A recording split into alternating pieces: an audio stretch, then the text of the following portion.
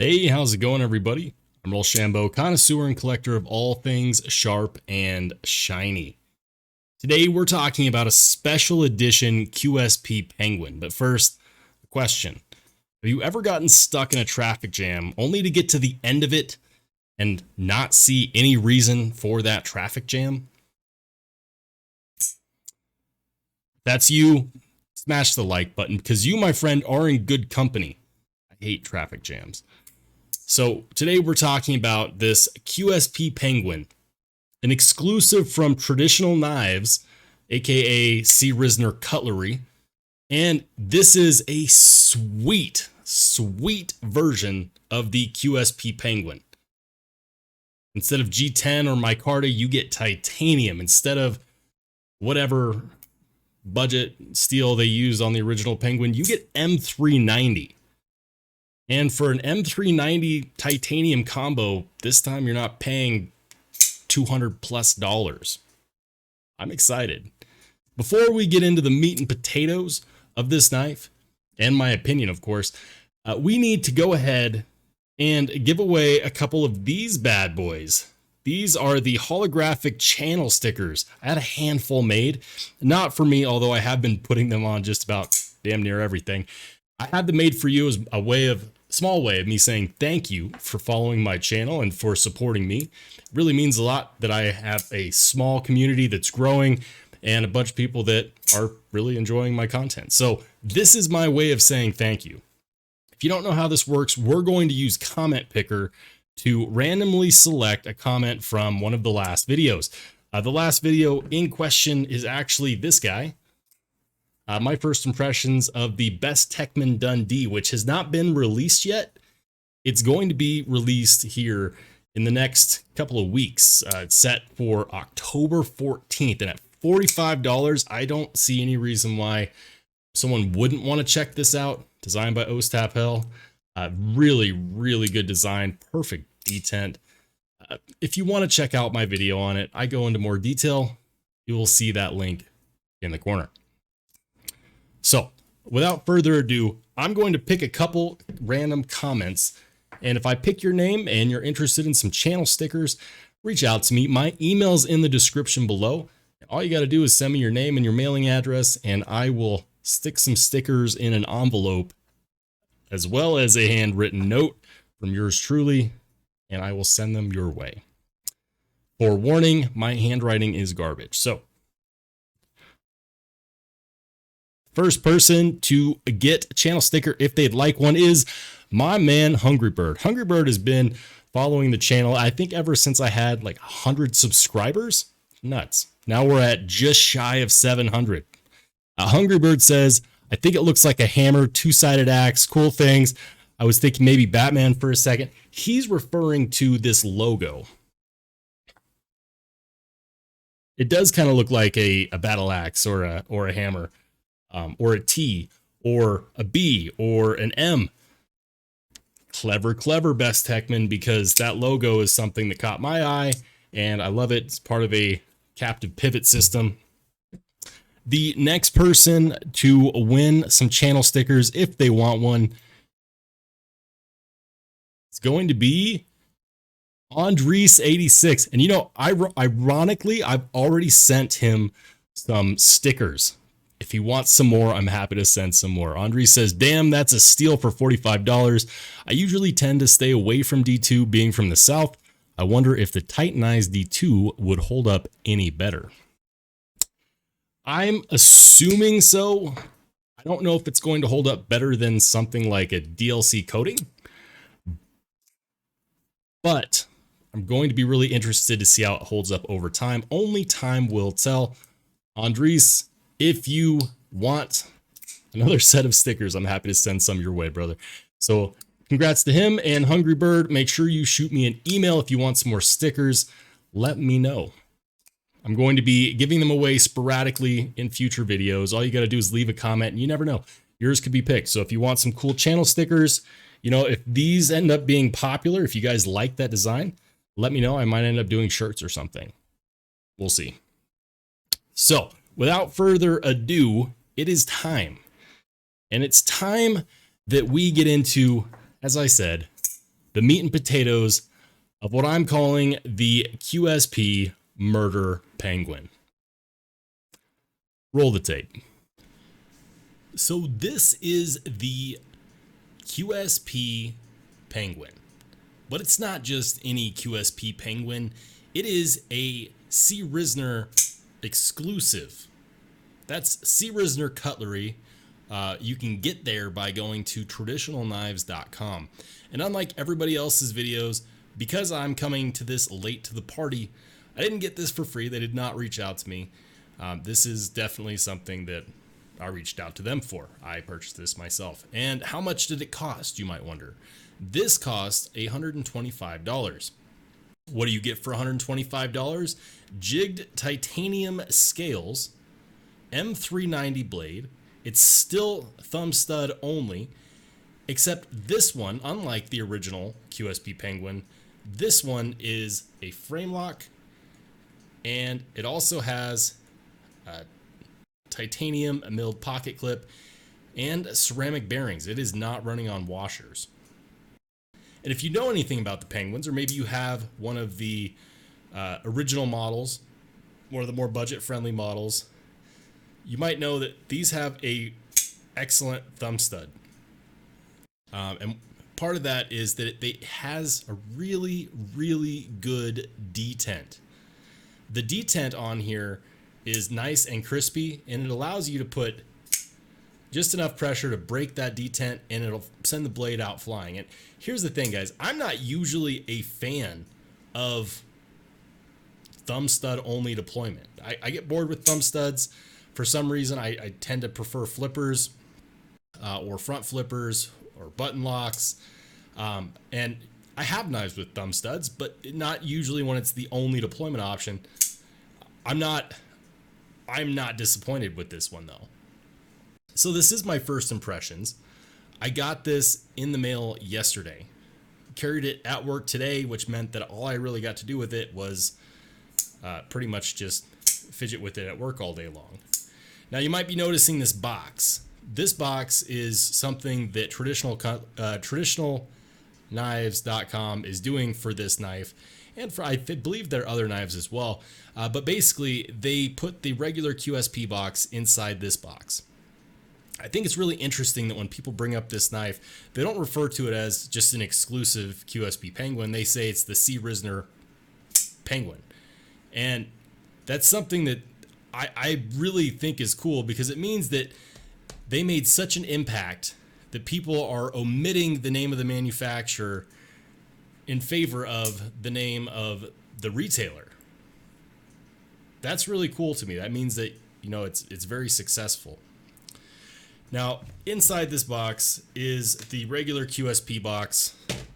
It's a QSP box. Something that I thought was kind of hilarious is they must know that I like stickers, because all these stickers were in this package. This one is the QSP sticker. It says "Have a Knife Day." I think that's pretty cool with the Penguin logo. I dig that. And then this sticker, which is kind of like the We Knives Civivi stickers. This one has a wolf with a knife in its mouth. That's pretty neat. And then finally, you also get this information card. Now, this information card has all the specs. The overall length, 7.06 inches, just over 3-inch blade, depending upon how you measure it. It's got jimping, jig titanium, lanyard hole. It's 1 inch wide. It's 4-inch long handle scales, thumb stud. You know, the good stuff. I'm going to go ahead and move this stuff out of the way. I know I didn't unbox it, and I'm really bad at unboxing, guys. I'm just going to be 100% with you on that. Like, for me, unboxing, I need to get better at it. You'll just have to be satisfied with me talking about the knife. First and foremost, let's talk about these handle scales. These handle scales are jigged. Now, traditionally, no pun intended, traditionally you see jigging done on bone handles on more traditional style knives, like, you know, Barlows, slip joints. You see this on wood and bone style handles more, but we're starting to see it more and more on titanium, more notably on the QSP Penguin. I've also seen it on some custom knives, as well as on the Finch Knives Buffalo Tooth. I did a video on the Finch Knives Buffalo Tooth, but the one that I got didn't have the jig titanium. It was a beautiful wood handle instead. I really like this pattern. I like the pattern because it's something that is visually pleasing. It adds depth to otherwise thinner handle scales. And on top of that, it adds grip. The one downside to metal handle scales are that they do tend to be slicker and harder to hold on to than something like a G10 or micarta. But they are much more robust and they just feel more premium. I love titanium. I'm a whore for titanium and I'm not afraid to say it. Something that I think is interesting is the way that the light hits the jigging on the handle scales. And it's not really showing it very well on camera, but it creates almost this 3D effect, which I think is really cool. Now, I did call this the Murder Penguin, and I'm not going to lie to you, that is not original. I saw that on Advanced Knife Bro's review of this very same knife, so I will go ahead and give credit to him. Ever since I heard it, I can't get it out of my head. I think that this should just be known by its moniker, the Murder Penguin. It's murdered out. Another channel had mentioned that they thought this was DLC coating. I'm going to tell you right now, I do not believe this is DLC coating. I have a couple knives with DLC coating, and it doesn't feel like that. For example, this is my Paramilitary 2. This has DLC coating, and it does not feel like this. This has much more of a matte finish. And while we've got these knives out, let's go ahead and compare them real quick. As you can see, the PM2 is quite a bit bigger in every aspect, from the carry profile.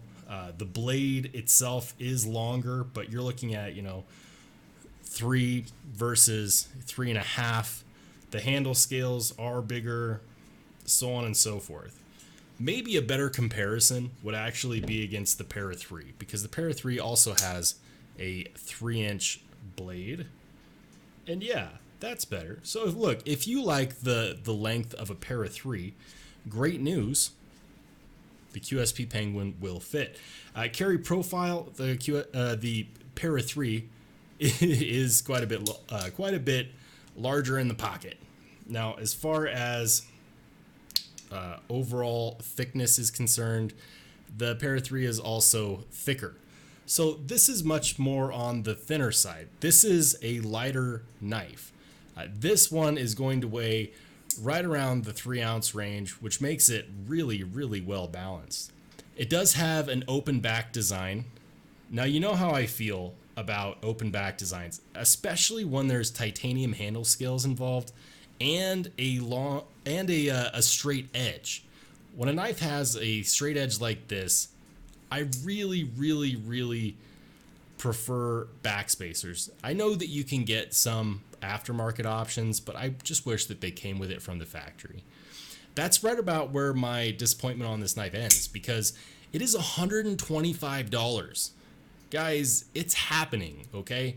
It's happening. We're starting to see a normalization of more premium blade steel like M390 and more premium handle scale material like titanium.